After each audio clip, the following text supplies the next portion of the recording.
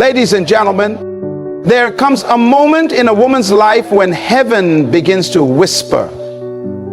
The natural world may see her as ordinary, but in the spiritual realm, she is being positioned for something extraordinary. God never blesses by accident. When he prepares to release something significant, something that will shift the atmosphere, the woman he chooses will begin to feel the weight of divine preparation. First, she will find herself alone, not because she is unloved, but because she is being set apart. Isolation is not rejection, it is refinement.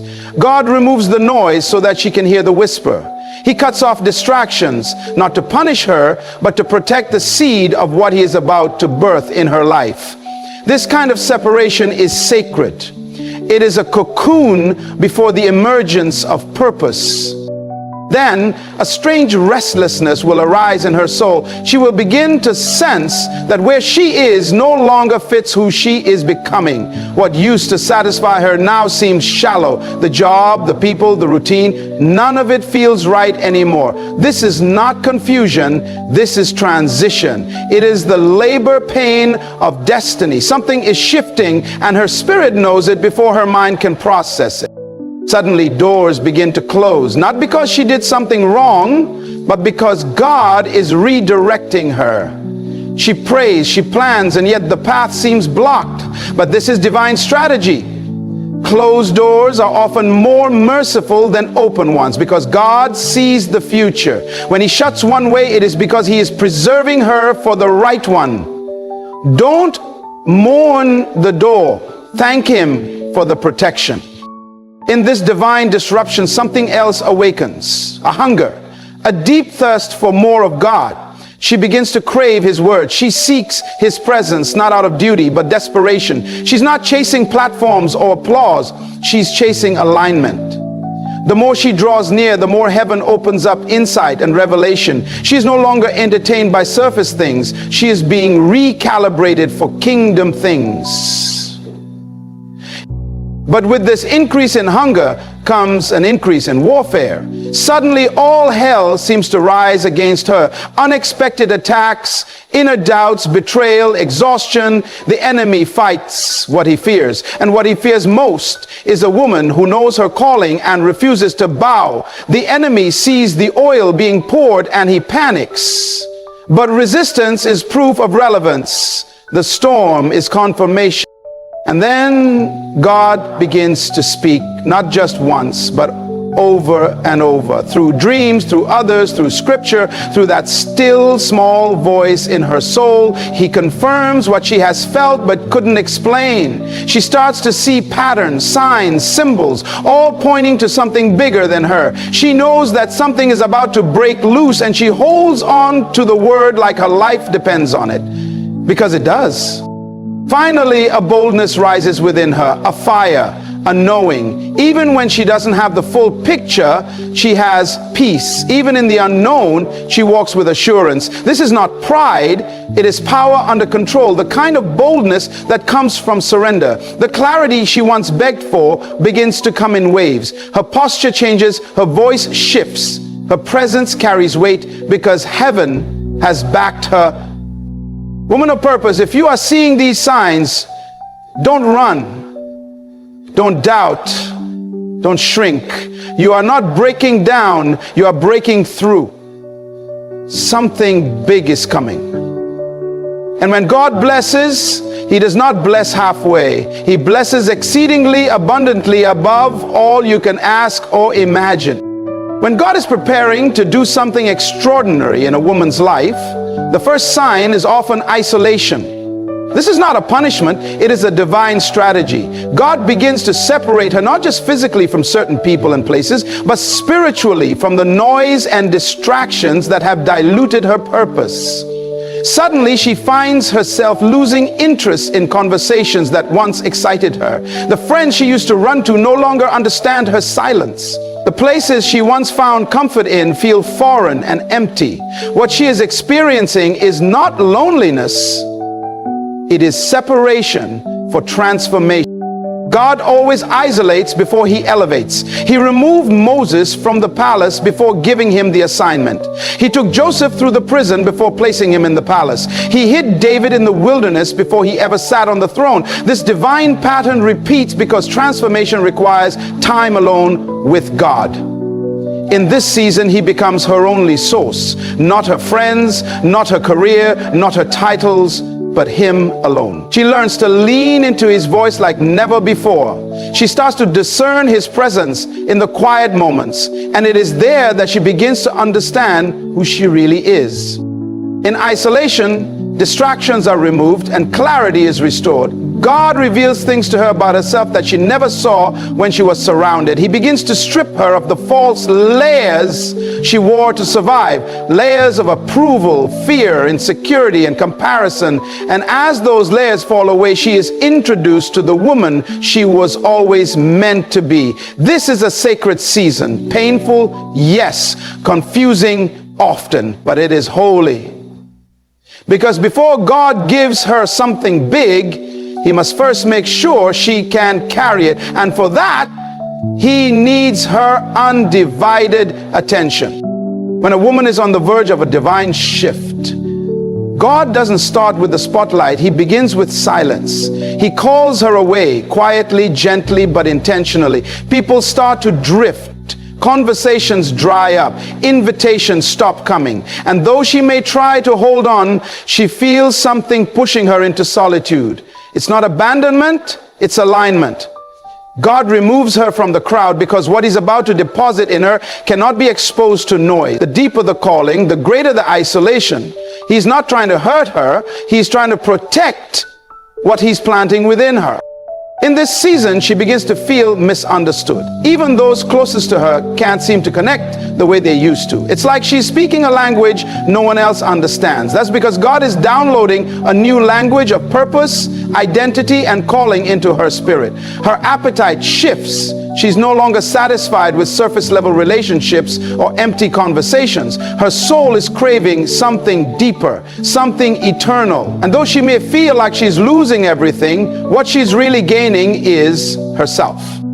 This is the wilderness that produces wisdom, the secret place where heaven begins to reintroduce her to herself. She cries more, prays harder, listens longer, and in that quiet place, God reveals hidden wounds, breaks old patterns, and heals her identity. It's in isolation that her ears open, her spirit sharpens, and her faith deepens. This is the kind of silence that births power. The world may not see her, but heaven is watching closely. She is being carved, refined, and stretched. This is not the end. It's the preparation for a new beginning. Before God brings her into rooms of influence and blessing, he brings her into a season where the only voice she follows is his. When God is preparing to bless a woman with something big, one of the clearest signs is that doors begin to close unexpectedly. Opportunities that once seemed promising suddenly dry up. Relationships that felt secure start falling apart. Plans she was so sure about begin to unravel with no warning. To the natural eye, it may seem like failure or rejection, but in the realm of the spirit, it's redirection. God is not punishing her, he is preserving her. He is shutting doors not to deprive her, but to deliver her from settling for less than what he has ordained. This season can be confusing because the doors that close are often the ones she prayed for. But God knows the full picture. He sees what lies behind every opportunity. And he knows when something that looks like a blessing could actually become a burden. When doors shut abruptly, it forces her to pause, to reevaluate, and to lean into God's voice more than her own desires. This is not a sign that she is off course. It's proof that God is actively guiding her steps. God never closes a door without purpose. Sometimes he shuts it to develop her character, sometimes to delay her for perfect timing, and other times to completely reroute her path. Either way, every closed door is an invitation to trust him more deeply. In this place, she learns that her destiny is not in the hands of men, but in the hands of her Creator. The job she lost, the connection that ended, the opportunity that slipped away, they were never the source. They were simply tools. And when they no longer serve His purpose, He removes them. Because when He is preparing to open a door that no one can shut, He first closes every one that could limit her vision. When God is about to release something extraordinary in a woman's life, He doesn't just shift her surroundings. He awakens something deep within her spirit. A new hunger for His presence ignites. It's not manufactured or forced. It rises up suddenly, consuming her in a way that even she cannot explain. The things that used to entertain her no longer satisfy. The conversations that once held her attention now feel empty. There's a divine pull, strong, undeniable, drawing her into the secret place. She craves stillness, longs for worship, and finds herself searching the scriptures not out of obligation, but desperation. This hunger is not ordinary. It is a divine invitation. It is the Spirit of God stirring her to come closer, to go deeper, to walk beyond the veil. And the more she responds, the more He reveals. In this season, she begins to discern the difference between religion and relationship. She no longer chases routine, she chases encounter. It is in this pursuit that she begins to hear God more clearly, sense Him more intimately, and see herself more accurately. Her prayer life begins to shift. She's no longer praying just for things. She's praying for alignment, for understanding, for purity of heart. Her tears become her language. Her worship becomes her weapon. She's not looking for platforms. She's seeking presence. This kind of hunger cannot be taught. It must be birthed by God Himself. And when it comes, it rearranges everything. This is how God prepares her for what's next. Before the blessing comes, He ensures she is anchored in Him, not in outcomes. He deepens her roots so that when the weight of the blessing arrives, it doesn't crush her, it crowns her. Because what's coming isn't just big, it's divine. And only a heart that longs for Him will be able to carry it. When a woman is on the edge of a divine breakthrough, the atmosphere around her begins to shift.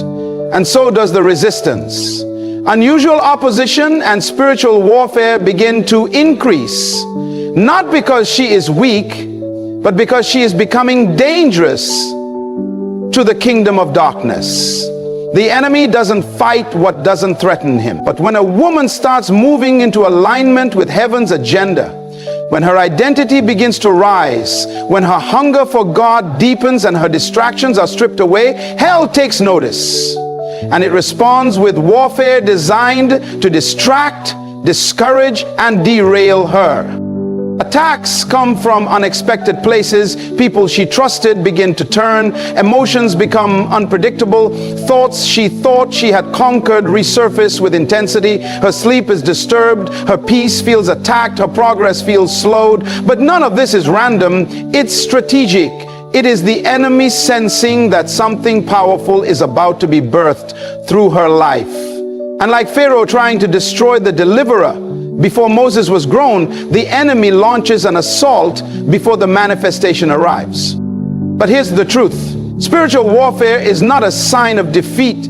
It is often the greatest confirmation that she is exactly where she needs to be. The pressure is proof of purpose. The intensity is a sign of the impact she's about to make. And though the battle may rage around her, she is not fighting alone. Heaven has already gone before her. The angels have been assigned. The Spirit of God within her is greater than anything that comes against her. This warfare is not to destroy her. It is to develop her. It is strengthening her discernment, sharpening her prayer life, anchoring her faith, and preparing her for the weight of the glory she's about to carry. What the enemy meant for harm, God is using for promotion. Because a woman who overcomes the fire cannot be stopped when she steps into the promise. When God is preparing to release something significant into a woman's life, He doesn't leave her without guidance. He begins to send prophetic confirmation, not just once, but repeatedly, through unexpected people, through sermons, through dreams, through scriptures that seem to leap off the page. God begins to echo his intentions until her spirit can no longer deny it. These confirmations are not coincidences. They are divine signals. It is God's way of saying, I'm speaking and I want you to pay attention. She might be in a season of uncertainty, questioning the direction of her life, unsure if what she feels in her heart is truly from God. Then suddenly, someone speaks a word that mirrors her private prayers. A message finds her at the exact moment she needs it. A dream aligns with the vision she's been hiding inside. This repetition is not random, it is intentional. God knows that when the weight of destiny is heavy, the mind can be clouded by fear, and so he speaks over and over to bring clarity and courage. Each confirmation becomes a thread in the tapestry of her faith. The more she hears it, the more her confidence grows. She begins to recognize the voice behind the voice. It's not the person speaking, it's God using vessels to remind her that she's not making this up. He's revealing pieces of the picture before he unveils the full masterpiece. And with each word, each sign, each prompting, her spirit begins to align more boldly with his will. These prophetic confirmations are not to be idolized, but they are to be acknowledged. They are breadcrumbs leading her into deeper obedience. God doesn't confirm what doesn't carry purpose. So when the signs keep showing up, when the word keeps being repeated, when the message won't leave her alone, she must know that heaven is announcing her next chapter before it begins. When God is about to bless a woman with something big, there comes a moment when everything within her begins to align with heaven's intention, and suddenly an unshakable boldness and clarity emerges. It doesn't come from external validation. It doesn't come from perfect circumstances. It rises from a place deep within her spirit where fear has been replaced by revelation. She may still be walking through uncertainty, but something inside her is certain. She doesn't have all the answers, but she has the assurance, and that assurance gives birth to a quiet strength that cannot be shaken. This boldness is not arrogance, it is authority. It is the result of submission, surrender, and silence before God. It is what happens when a woman has wrestled in prayer, wept in worship, and warred in the spirit, and come out on the other side with vision. She starts to speak differently, walk differently, and make decisions with conviction. She no longer second guesses her worth or her calling. The opinions of others lose their power because she has heard the voice of her Father, and that voice has settled her soul. With this clarity comes focus. Distractions lose their grip. She stops chasing what isn't aligned. She stops explaining herself to people who were never assigned to understand her. She begins to build, create, move, and act because she finally sees what God has been showing her all along. She no longer waits for perfect conditions. She steps out in faith because she knows the ground beneath her feet is... This is the moment where heaven's preparation meets her obedience. Her courage isn't loud, but it's unmovable. Her decisions are no longer based on fear, but on purpose. And once a woman reaches this place, no storm, no critic, no delay can stop what God is about to release through her life.